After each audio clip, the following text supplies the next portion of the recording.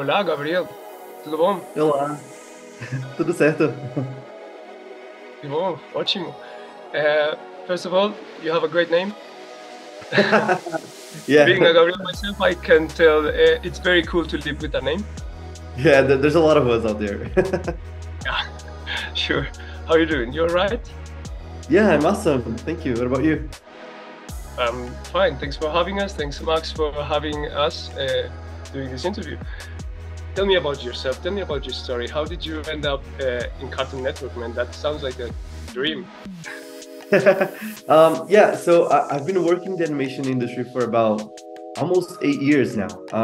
But the first 6 years was at Beardo Studio, which is a Brazilian studio here in São Paulo. I started out as a 2D animator, and then it came to a point where I really felt the need to have more of a creative voice into the projects I was working on. So that's when I shifted to storyboarding, and that's where I fell in love with storytelling. And after my 6 to 7 years at Beardo Studio, I tried to like insert myself in the international animation industry, especially the American one. And yeah, I've been just following up everyone on social media, sending messages and sending tons and tons of emails until I have like one little answer, you know. But yeah, about Cartoon Network Studios specifically, I've been applying for their positions for forever, since college. Like even though I graduated in design, and even when my portfolio had like company logos, like it had nothing to do with animation, I would still apply because I really wanted to work there one day. And I don't know, to this day I don't really know how they found my name, but it was probably there in some folder since 2010 or something, you know. There's a folder in Cartoon Network with 500 emails by Gabriel Yeah, Franklin. I And think answer. so, yeah. And I think Latin American artists have been playing a great role in big animation productions. Do you think we are close to see a bloom in our own animation productions, our own Latin American productions? How do you think is the state of that? Yeah, I feel like when we compare to international animation industry, we're still a little bit small. But I feel like whenever I meet people from outside of Brazil, outside of Latin America, they always say really good stuff about not only the experience of having worked with different South American people. So like I really feel like there's a lot of good talent out here, and that's why a lot of us are starting like to work in these big international projects, because the talent here is outstanding, and I just wish we can also apply that to our own productions. And I really like, I hope for a day where like Latin America production is gonna like be the mainstream, and I'm really working towards that goal one day. Yeah.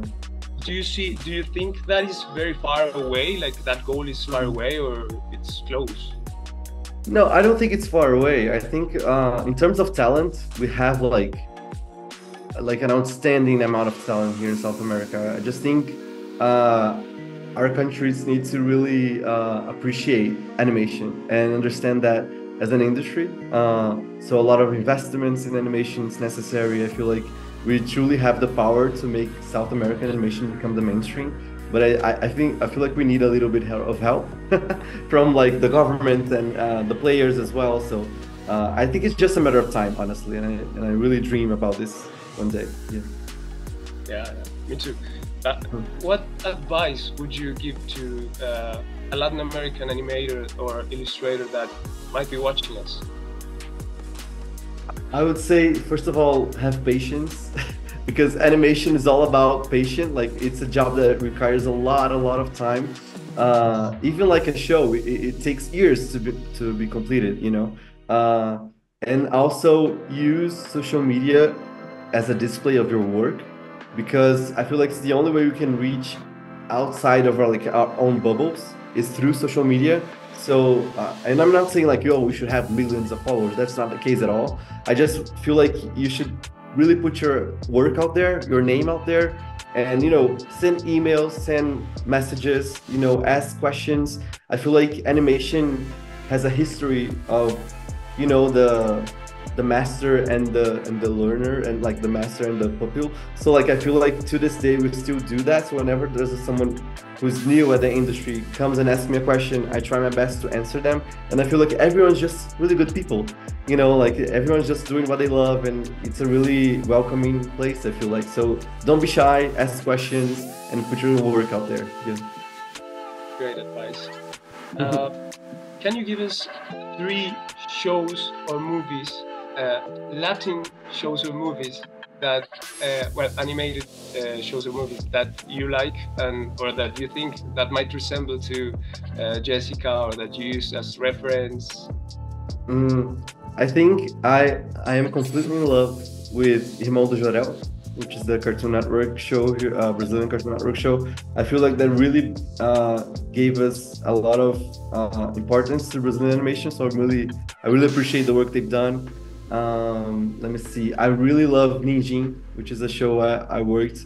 It's inspired by like anime fighting ninjas, but with like a Latin kind of like sauce on top of it, which is really nice. Yeah, let me think of another one.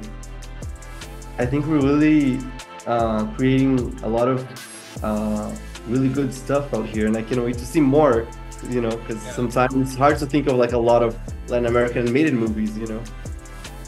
Because that's why I thought I could ask you that. Sure. Why? Tell me please about your favorite episode of Jessica, and why is it Jessica's Picnic? I love that. I love that you know my answer. Yeah, I have to admit, I had a little tiny sneak peek about it in your Instagram, but please tell me, why is it your favorite? Yeah, because I feel like in preschool, it's really hard to watch the main character going through a series of disappointments in their day. And I feel like Jessica's Picnic is all about learning how to deal with their emotions when everything's going wrong.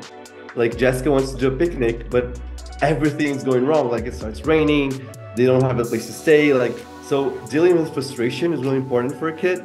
And I feel like that's why I love about this episode. We can really see Jessica as raw as possible with her feelings. So yeah, that's why it's one of my favorites for sure. I'm glad you asked that. I tell everyone to watch this episode. Yes.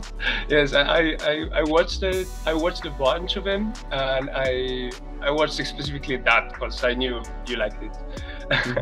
And overall, what would you think is your favorite moment in the production of the show? Because I know, yeah, that's your favorite episode because of what is in the story. But maybe behind the scenes, you have something you love. What is it? I think my first ever storyboard pitch, because when you're doing a board-driven show, you first draw your boards and then you pitch them to the crew, like you present your work of the week. So I was like really nervous at first because the first time I was gonna like to present my work to all these amazing people that I've always looked up to. And the feedback was amazing, and they truly made me feel like home, even though I was working from Brazil.